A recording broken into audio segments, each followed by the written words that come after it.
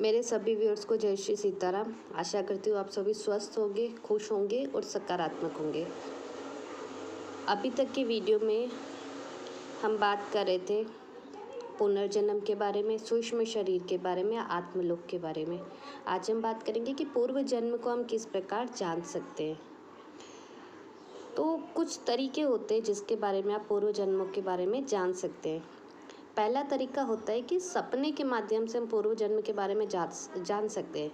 यह क्या होते हैं, एक झलक के रूप में आते हैं। सामान्यतः जो सपने आते हैं वो ब्लैक एंड वाइट होते हैं, मतलब कि एक बार आते हैं और वो हमको याद भी नहीं रहते, जागने के बाद हम उनको भूल जाते हैं। अगर कोई पूर्व जन्म से संबंधित कोई सपना होता है वो कलरफुल आएगा। बार बार आपको एक ही सपना अगर आता है तो वह संकेत होता है कि ये पूर्व जन्म से संबंधित आपका सपना है। और वो सपना ऐसा होता है जो आप बार बार देखते हैं, उसमें आपको खुद का, आसपास के परिवेश का होश रहता है। वो पूरा सपना एज इट इज़ एक फिल्म के रूप में चलता है, मतलब जागने के बाद भी आप उस सपने को भूल नहीं पाते, मतलब प्रॉपर आपको पूरा एज इट इज़ याद रहता है, जाना पहचाना सा लगता है।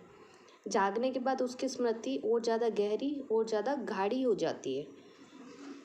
दूसरा सपना आता है कि दैनिक जीवन में जब कोई घटना, ऐसी कोई घटना होती है जो हमको जानी पहचानी लगती है, देखी हुई लगती है, कोई क्रिया, कोई स्थान, आपको लगता है कि ये तो पहले भी हो चुका है, यहाँ हम पहले भी आ चुके हैं, है ना। किसी व्यक्ति को, किसी वस्तु को, किसी स्थान को देख के लगता है इसको हम पहले से जानते हैं, यहाँ हम पहले भी आ चुके हैं। तो यह भी आपके पूर्व जन्म से संबंधित हो सकता है। तीसरा जो तरीका होता है वह होता है सचेतन रूप से या सप्रयास से, अर्थात कि ध्यान से, मेडिटेशन के माध्यम से पूर्व जन्म में उतरने की विधि, जिसको महावीर तथा बुद्ध प्रयोग में लेते थे। अंतिम विधि जो होती है वो होती है सम्मोहन के द्वारा, जो हम पास्ट लाइफ थेरेपी करवाते हैं या हिप्नोटाइज के माध्यम से। आधुनिक जो वैज्ञानिक है वो इस विधि का प्रयोग करते हैं। इस विधि के माध्यम से सरलता और सुगमता से हम पूर्व जन्म के बारे में जान सकते हैं।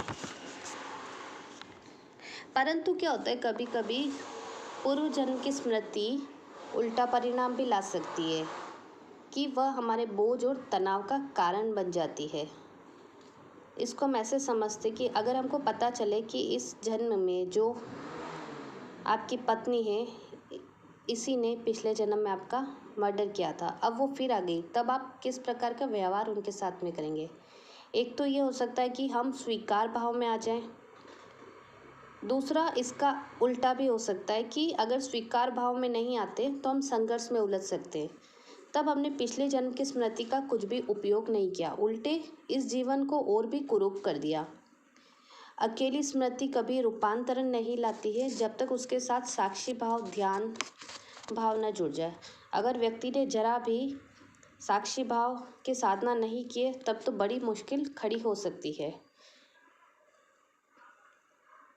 पूर्व जन्म के बारे में जानने का जो प्रयोग किया जाता है उसके कई उपयोग हो सकते हैं, जैसे कि कुछ बीमारी है जिसका कोई सॉल्यूशन नज़र नहीं आ रहा है, शरीर के किसी पर्टिकुलर किसी हिस्से में दर्द कंटिन्यू रहना, या कोई भी घटना बार बार आपके साथ में होती है तो वो क्यों हो रही है, उसका कारण जानने के लिए आप अपने पास्ट लाइफ के बारे में या पूर्व जन्म के बारे में आप जानकर उसका कारण पता लगा सकते हैं। जैसे शारीरिक मानसिक बीमारियों के लिए, शारीरिक मानसिक विकारों के लिए, आध्यात्मिक विकास के लिए इस जन्म की कई मानसिक व शारीरिक समस्याओं की जो जड़ होती है वो पिछले जन्म से होती है। जैसे कि कई प्रकार की शारीरिक बीमारियां, जैसे कि सिर दर्द, माइग्रेन, शरीर के किसी अंग का दर्द, अपंगता, अस्थमा, बगैर किसी कारण के अस्वस्थता, शरीर के निशान इत्यादि।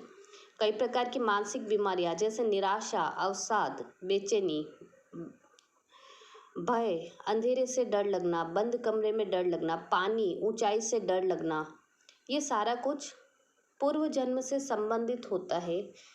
जैसे कि पूर्व जन्म में पानी में डूबकर मृत्यु हुई हो, अंधेरे कमरे में, बंद कमरे में मृत्यु हुई हो, ऊंचाई से गिरकर मृत्यु हुई हो, डिप्रेशन के कारण मृत्यु हुई हो, किसी बीमारी के कारण मृत्यु हुई हो, या ऐसी कोई बीमारी पूर्व जन्म की जिसका इलाज आपका प्रॉपर नहीं हो पाया हो, तो वह बीमारी इस जन्म में भी आपको परेशान करती है। तो इसको हम सम्मोहन के माध्यम से भी ठीक कर सकते हैं। आत्मविश्वास में कमी, हकलाना इत्यादि भी सम्मोहन के से ठीक हो सकते हैं। जितना तेजी से आध्यात्मिक विकास सम्मोहन से संभव है, उतना तेजी से किसी और अन्य विधा से संभव नहीं है। महाजीवन के ज्ञान से हमें पता चलता है कि हम सदा रहते हैं, हम कभी मरते नहीं हैं। मृत्यु के भय से मुक्त होते ही हम आनंदपूर्वक जीवन को जीने लगते हैं। हमारे जीवन में विवेक का जन्म होता है और व्यर्थ को छोड़कर सार्थक की तरफ हमारे कदम उठने लगते हैं। जब हमें पता चलता है कि यह जीवन हमने खुद चुना है, तो जीवन में आने वाले दुखों व प्रतिकूल परिस्थितियों को भी हम सहज ही स्वीकार कर लेते हैं। तब हमें पता चलता है कि हमारे कर्म के द्वारा ही हमारा भाग्य निर्मित होता है। हम जिम्मेदारी पूर्वक कर्म करने के लिए प्रेरित होते हैं। हमारी दृष्टि संकीर्ण से वृहद हो जाती है, मतलब छोटी सोच को छोड़कर हम अपर लेवल की सोच रखने लग जाते हैं। हमारी नज़र इस जीवन में फिर ऐसा व्यक्ति जो महाजीवन को समझ जाता है, या जो पूर्व जन्म को जान लेता है, किसी भी पारलौकिक जगत से जुड़ जाता है, तो वह फिर क्या होगा कि इस जीवन में भी छोटे मोटे झगड़ों में, आर्ग्यूमेंट में ना उलझकर जो महाजीवन को जो आनंद है, उसकी तरफ उस व्यक्ति की नज़र उठने लगती है। इससे क्या होता है कि उसका वर्तमान जीवन और भी सुंदर हो जाता है।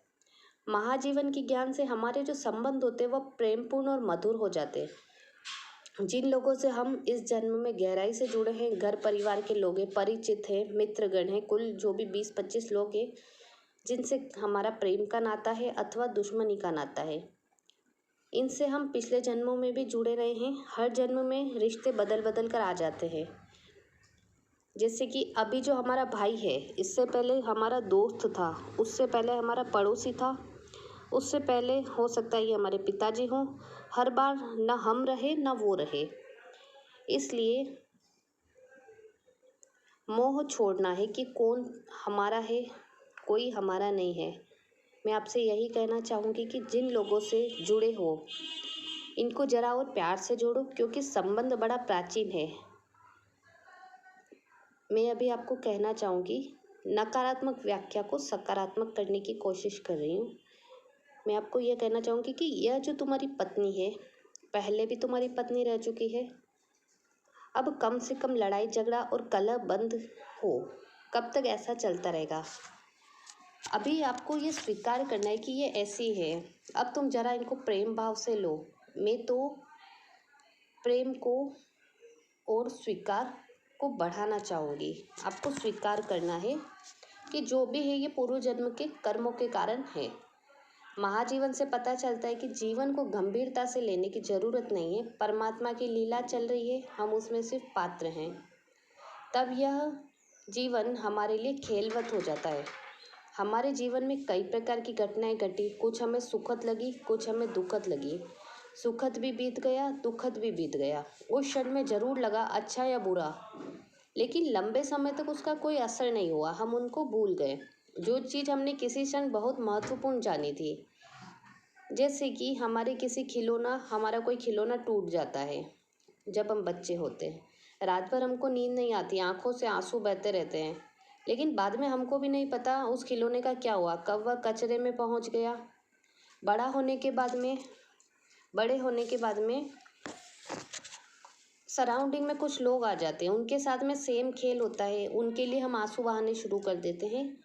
इससे हमें क्या शिक्षा लेनी कि जो भी घटनाएं घट रही हैं, इनमें कुछ भी गंभीर होने जैसा नहीं है। कभी हमारे मन के मुताबिक, कभी हमारे मन के खिलाफ होता है। हम दोनों ही चीज़ों को बहुत गंभीरता से ले लेते हैं। हम बहुत प्रसन्न हो जाते हैं तब भी उत्तेजित हो जाते हैं, दुखी या उदास होते हैं तब भी उत्तेजित हो जाते हैं। कुछ सालों बाद यही घटनाएं हमको हास्यास्पद लगती हैं।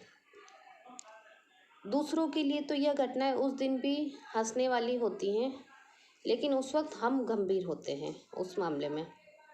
तो क्यों ना आज से इस जीवन को एक खेल के भांति, अभिनय के भांति लें। महाजीवन के बाद साक्षी का उदय सरलता से हो जाता है। ये शरीर कभी नवजात शिशु था, कभी बच्चा था, कभी किशोर हो गया, कभी जवान हो गया, कभी बूढ़ा होने लगा। लेकिन एक बात तो तय है कि मैं निरंतर मौजूद हूँ। न मैं बच्चा हूँ, न मैं जवान हूँ, न बूढ़ा हूँ, न अन्य कोई हूँ।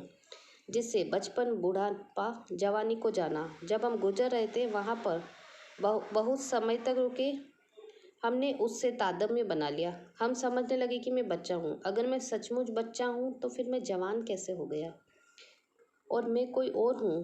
मैंने बचपन का नज़ारा भी देखा, जवानी का दृष्टा भी बना, मैं बुढ़ापे का साक्षी भी हूँ। मैं एक अलग तत्व हूँ। बचपन, जवानी, बुढ़ापा इत्यादि शरीर की घटनाएं हैं, इससे आत्मा का कोई संबंध नहीं है। महाजीवन में प्रवेश करते ही संसार हमें माया लगने लगता है। जिन लोगों ने भी इस जगत को माया कहा है, उनका माया कहने का बुनियादी कारण यही है कि वह उनका प्रवेश महाजीवन में हो गया है। क्योंकि वे मित्र, मकान, पत्नी, बेटे कहाँ गए? जो दुनिया पिछले जन्म में थी, कहाँ गए वह सब? जिसको हमने इतना सत्य मान रखा था कि वह है। अगर पिछला जन्म याद आ जाए और आप 70 वर्ष जिए हो तो उन 70 वर्षों में जो देखा गया था वह भी एक सपना मालूम पड़ेगा, या सत्य एक सपना ही मालूम पड़ेगा जो आया और गया। यदि पिछले जन्म की स्मृतियाँ आ जाए तो इस जन्म में जो चल रहा है वह भी एक सपने जैसा मालूम पड़ेगा। तो पूर्व जन्म की जो स्मृतियाँ हमारे सबकॉन्शियस माइंड में इकट्ठी रहती हैं, कुछ महत्वपूर्ण घटनाएं, वो इस जीवन में भी हमारे साथ में रहती हैं। कभी सपने के माध्यम से, संकेतों के माध्यम से, ध्यान के माध्यम से, सम्मोहन के माध्यम से, किसी न किसी तरीके से वह हमसे जुड़ी रहती हैं और जीवंत रहती हैं। तो आज हमने पूर्व जन्म की घटनाओं के बारे में जाना है कि किस प्रकार से हम उनको जान सकते हैं, उनके साथ में कनेक्ट हो सकते हैं। आशा करती हूँ आप सभी को वीडियो ज़रूर पसंद आया होगा। आप सभी वीडियो को शेयर ज़रूर कीजिए, चैनल को सब्सक्राइब ज़रूर कीजिए। कल फिर एक नए टॉपिक के साथ मिलते हैं। तब तक के लिए सभी को जय श्री राम, हर हर महादेव।